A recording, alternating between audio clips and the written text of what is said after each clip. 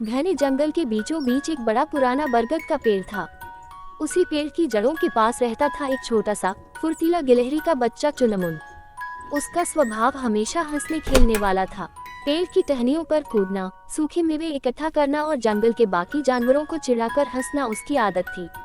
उसी जंगल में रहता था एक विशाल लेकिन दयालु भालू भोलू। भोलू देखने में बड़ा था, आवाज भारी थी, पर दिल बिल्कुल मासूम बच्चे जैसा।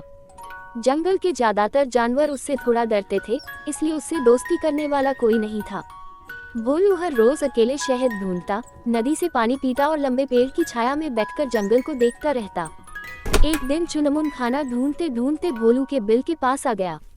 अचानक किसी झाड़ी से आवाज आए और डर के मारे चुनमुन तेजी से भागा और सीधे भोलू के बड़े से पांव पर चढ़ गया। भोलू ने जब नीचे देखा तो छोटी सी गिलहरी को कांपते हुए पाया। अरे छोटे, डर क्यों रहा है? भोलू ने नर्म आवाज में पूछा। चुनमुन ने धीरे धीरे आंखें खोली। मैं सोच रहा था कि कोई बड़ा जानवर आ गया, पर तुम तो भालू हो, तुम मुझे खा तो नहीं जाओगे? भोलू इतना जोर से हंसा कि पेड़ की पत्तियां हिल गईं। मैं किसी छोटे दोस्त को थोड़ी खाता हूँ, मैं तो बस शहद और फल खाता हूँ। चुनमुन को भोलू का सरल स्वभाव पसंद आया। रोज रोज वह भोलू के पास आता और दोनों साथ समय बिताने लगे। भोलू उसे पेड़ों के नीचे गिरा मीठा फल ढूंढ कर देता और चुनमुन भोलू को जंगल की ऊपरी टहनियों में छुपे फलों के बारे में बताता। धीरे धीरे दोनों की गहरी दोस्ती हो गई। जंगल के बाकी जानवर ये देखकर हैरान थे, एक छोटा सा गिलहरी और एक बड़ा सा भालू, लेकिन दोस्ती सच्ची थी। एक दिन जंगल में तेज आंधी और बारिश आने लगी। सभी जानवर अपने अपने घरों में भाग गए। चुनमुन अपने पेड़ पर ही था और तेज हवा में उसकी डाल टूट गई।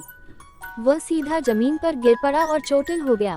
भोलू, भोलू, चुनमुन ने दर्द से चिल्लाया, पर इतनी तेज हवा में आवाज दूर तक नहीं जा पाई। चुनमुन का छोटा सा शरीर कांप रहा था। तभी दूर से भोलू ने चुनमुन की कमजोर आवाज सुनी। वह अपने भारी कदमों से तेजी से दौड़ा, पत्तों और टूटे शाखों को हटाता हुआ चुनमुन तक पहुंचा। अरे छोटे, क्या हुआ? चुनमुन की आंखें भर आईं। भोलू, मुझे बहुत दर्द हो रहा है, मैं पेड़ से गिर गया। भोलू ने बहुत कोमलता से चुनमुन को अपनी बड़ी हथेलियों में उठाया और अपने गुफा में ले गया जहां बारिश से बचा जा सकता था। उसने पत्तों की नरम बिछावन बनाई, चुनमुन को गर्म रखा और अपने पास जमा मीठे फलों का रस उसे पिलाया। पूरी रात भोलू जागकर चुनमुन का ध्यान रखता रहा। सुबह बारिश रुक चुकी थी, धूप फैलने लगी थी। चुनमुन की आंख खुली तो उसने भोलू को थके हुए हालत में उसके पास बैठा पाया। तुम पूरी रात नहीं सोए?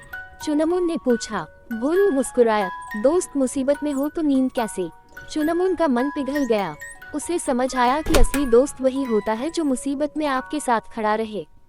कुछ दिनों में चुनमुन ठीक हो गया। जब वह फिर पेड़ पर चढ़ने लगा तो भोलू नीचे से उसकी सुरक्षा करता। जंगल के बाकी जानवरों ने भी अब भोलू को नए नजर से देखना शुरू किया।